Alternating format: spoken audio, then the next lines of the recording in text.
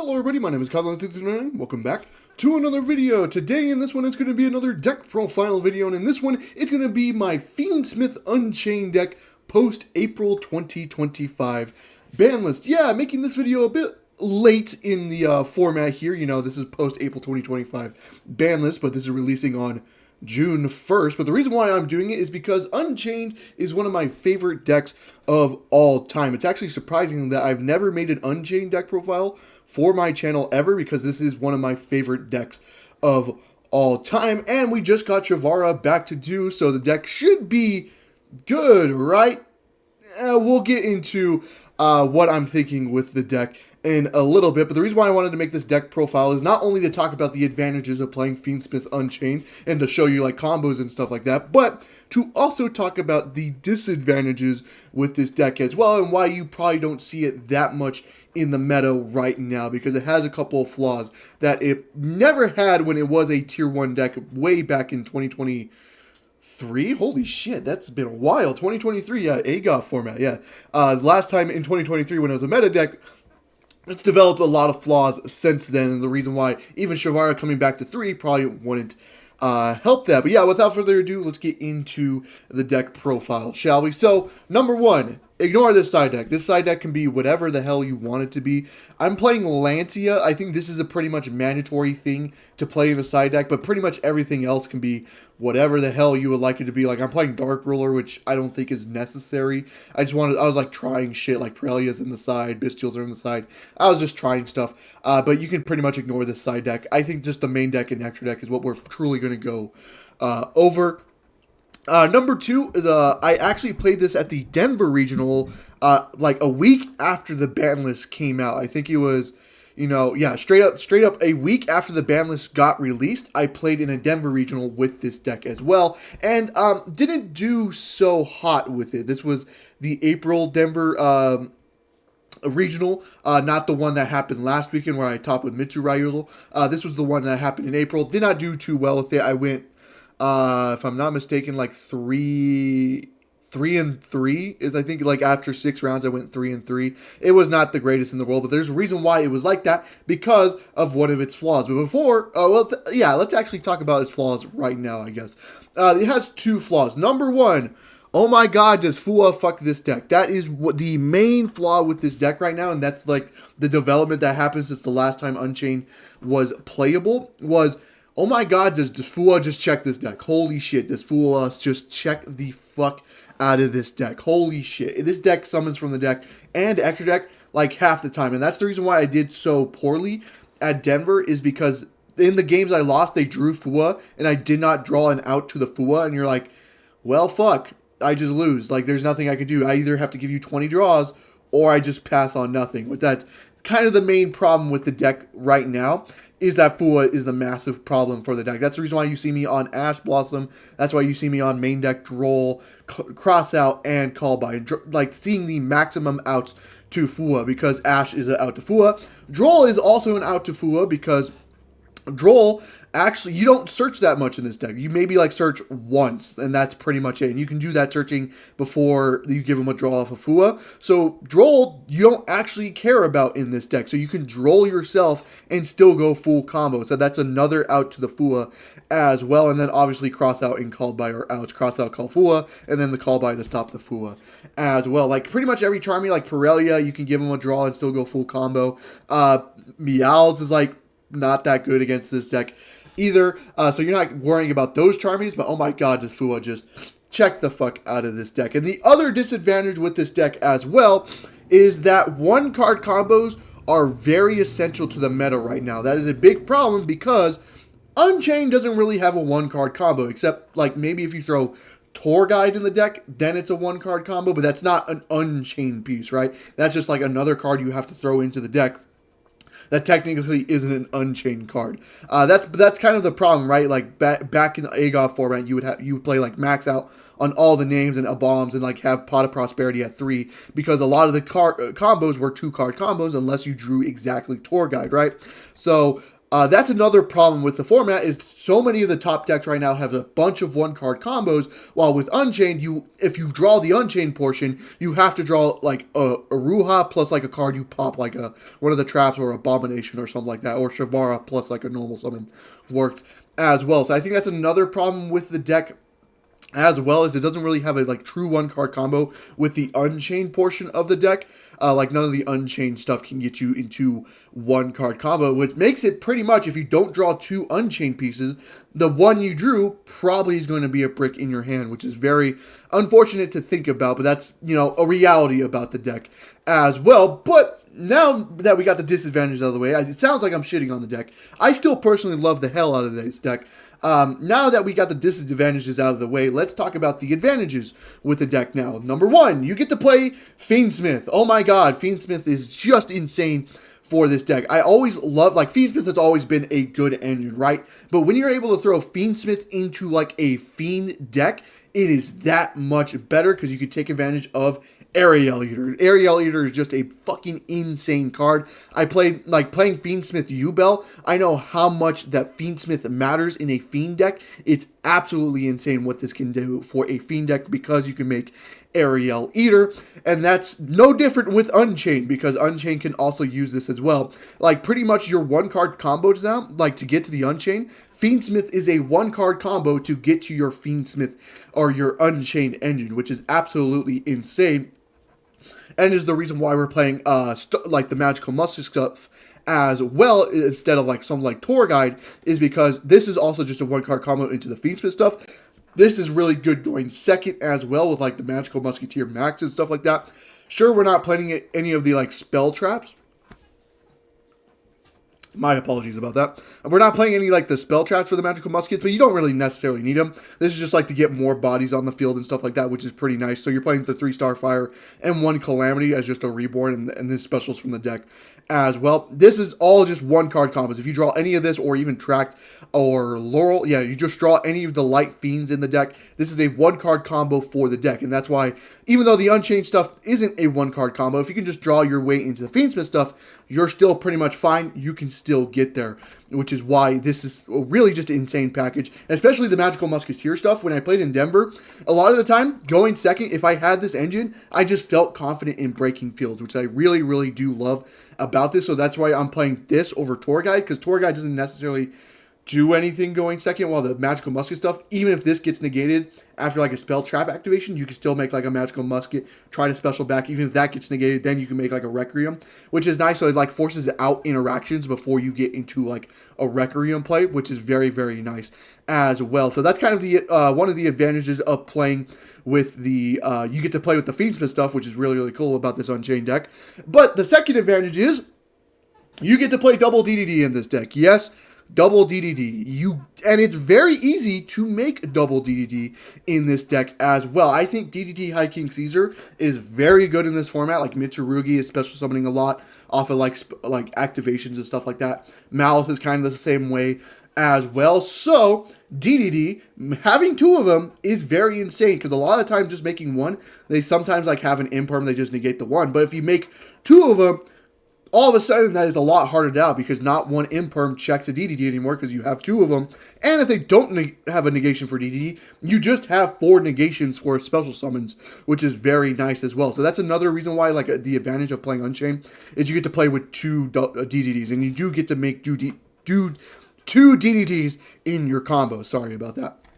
Also, Abaku is a card that we just didn't have in AGOV, but now we do, and it's a very insane card as well. This card is very, very good in this deck as well. So enough talking about the advantages and disadvantages. Let's get into the actual deck profile. We're playing 3 Charmy Fua, because Fua is just one of the best going second cards in the game. 3 Ash, 3 Droll. I kind of already mentioned that we're playing this to stop the Charmies, but they're also not bad. Like, Droll and Lockbird is very much not a bad card in this format, so this is not even that bad to main deck. Ash Blossom is there just to top Fua, but it has other applications in the deck, or in the meta as well. We're playing 1 cross out, 1 triple tactics, 1 called by the grave, kind of your trinity of the format. Cross out is Tafua. Talon's just a good overall card, and 1 call by, again, to stop the Fua. And we're playing the 3 Infinite Impermanences as well. And we're playing the 2 Typical Tactics Thrust, because Thrust has always been a good card in Unchained. Not only can you search out like the talents or anything like that, or like a bomb, or yeah, just search out any like your going second cards, but going first, if you end up getting like hand trapped, you can like set one of the Unchained pieces, and if you have one of like Shavaros or Ruhas in your hand, all of a sudden you can just keep playing with the Thrust. So Thrust has always been good for Unchained. Wouldn't change this whatsoever as well. That's all your going second cards. I think that's what, 3, 6, 9, 12, 13, 14, 15, 16, 17. 17 on Engine. That's very insane for Unchained. Usually Unchained doesn't load up on that many, but I was actually perfectly fine with 17 on Engine. Now for your engine, we're on 3 Engraver, 1 Lacrima, 1 Laurel for the Fiendsmith stuff, and then the 3 Magical Starfire plus the 1 Calamity. We're on 3 Aruha, 2 Shavara, because we were only able to play the 2, 1 Shayama, 1 Sarama, and 1 Abominable Unchained Soul. I'm not playing Rikeya. I chose not to play Rikeya because I wanted to cut down on normal summons in the deck, and you didn't really want to draw like Rikeya plus like a Starfire, because most of the time you're just going to normal summon the Starfire. Anyways, Rikeya sometimes comes up though, but like it's not necessary in the deck. You're kind of trying to want to limit this down and try to draw your Fiendsmith stuff more, because again, the Fiendsmith stuff can get you into your Unchained package as well.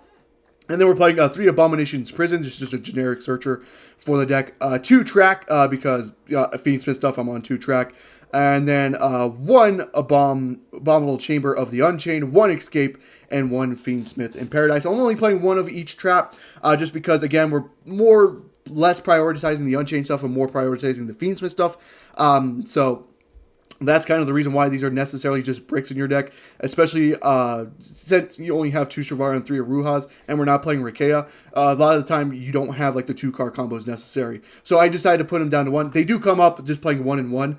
You don't like. I never necessarily needed the second ones of each copy, so that's fine because we are on the Sarama in the deck as well. So that's a 42 card main deck as well. I'm not playing Disasters for the Unchained either. I've always been a fan of Disaster, but especially with like the Fiendsmith stuff, it's just more of a brick in this deck. You don't necessarily need it. For the extra deck, we're on 1 Requiem for the Fiendsmith stuff. Magical Musketeer Max, I was already kind of went into it with the Magical Muskets, but this going second is just an insane card. But going first is able to put just another Light Fiend in the graveyard for something like if you want to like make a Desiree or something like that. That does just come up sometimes, just making a Max first and then making a Requiem, just so you can get that extra Light Fiend in the graveyard.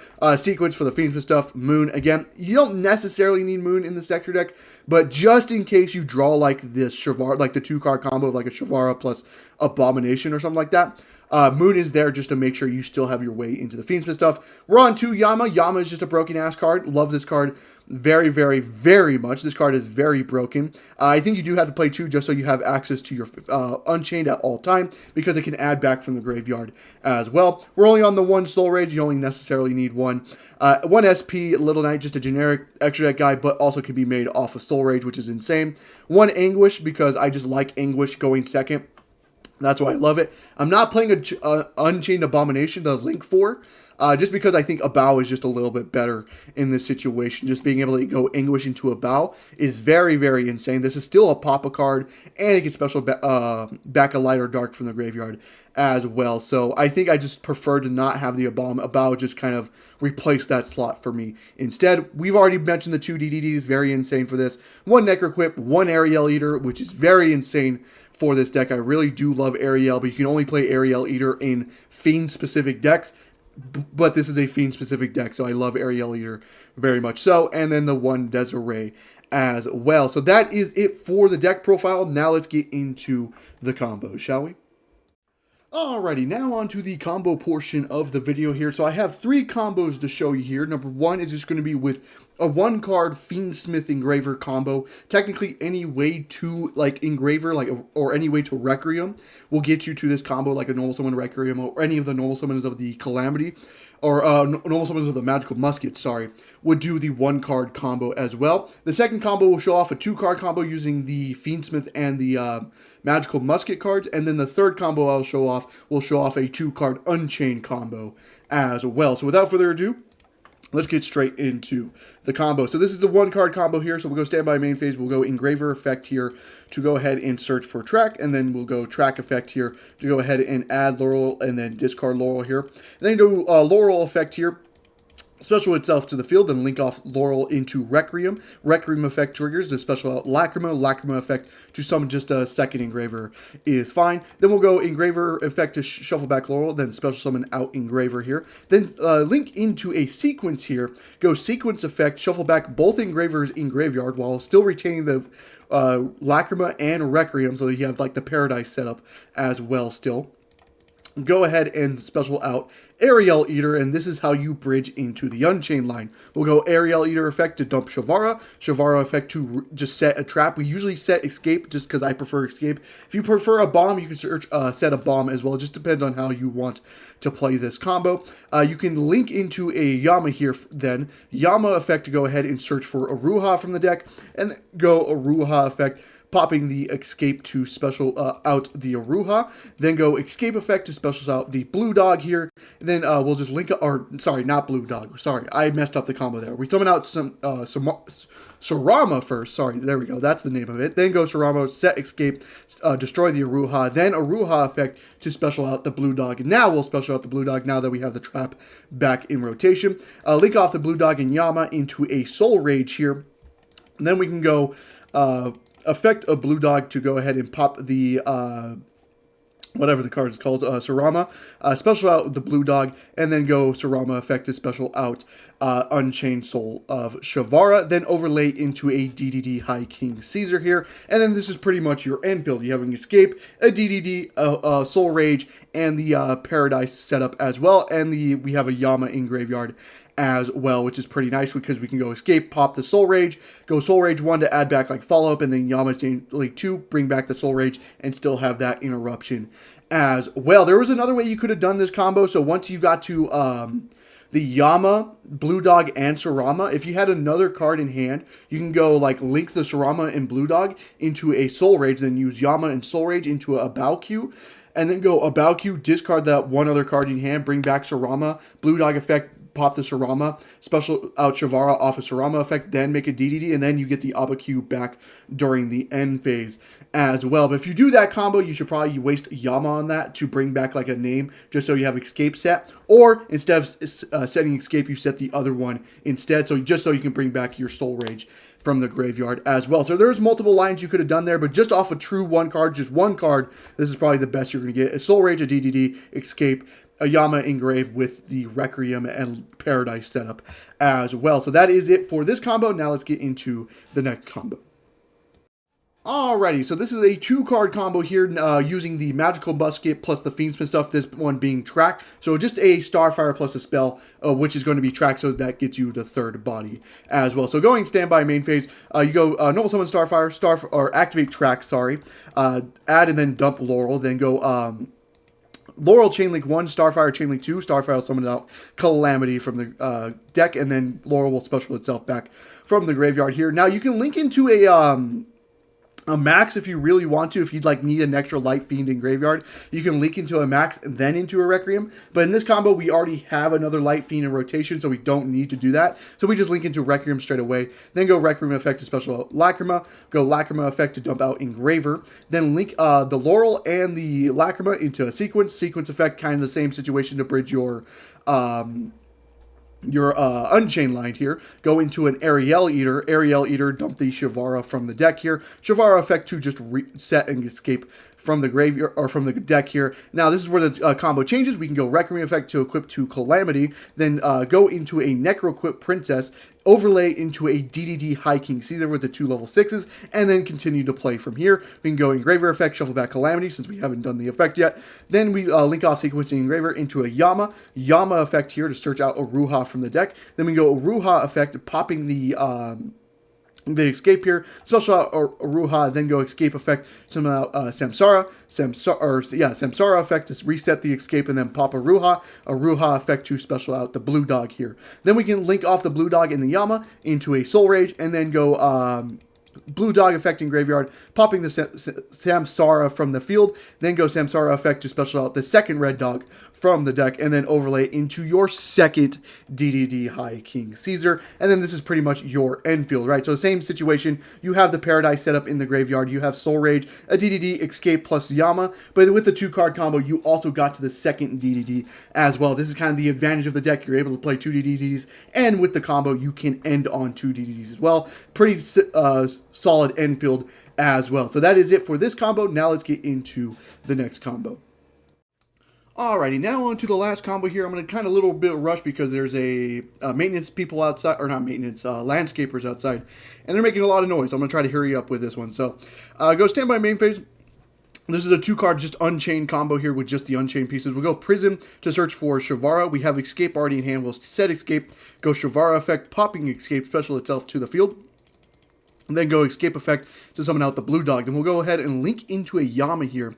Yama effect to go ahead and, or Yama 1 and then Shavara 2. Shavara reset the, set a bomb, the one that we haven't triggered yet, and then add Sarama off of Yama. Sarama effect to reset the Escape and then pop Sarama, or pop the Chamber. And then go Chamber effect to summon out Aruha. And then we'll go link Aruha and Yama into Moon. And then this is our Fiendsmith stuff now. We'll go into Wreck effect to go ahead and special Lacrima effect to go into an Engraver. Equip the Requiem, go into a Necroquip.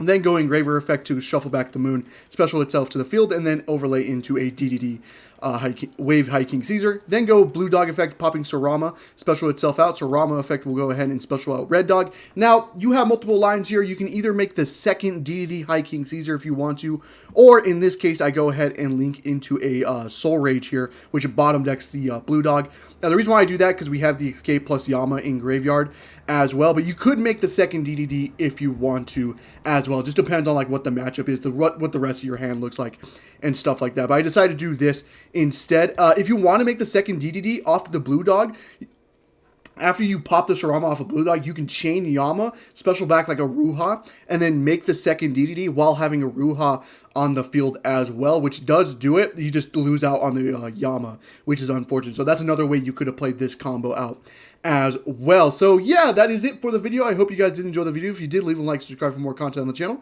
and I hope to see you guys in the next one. Goodbye.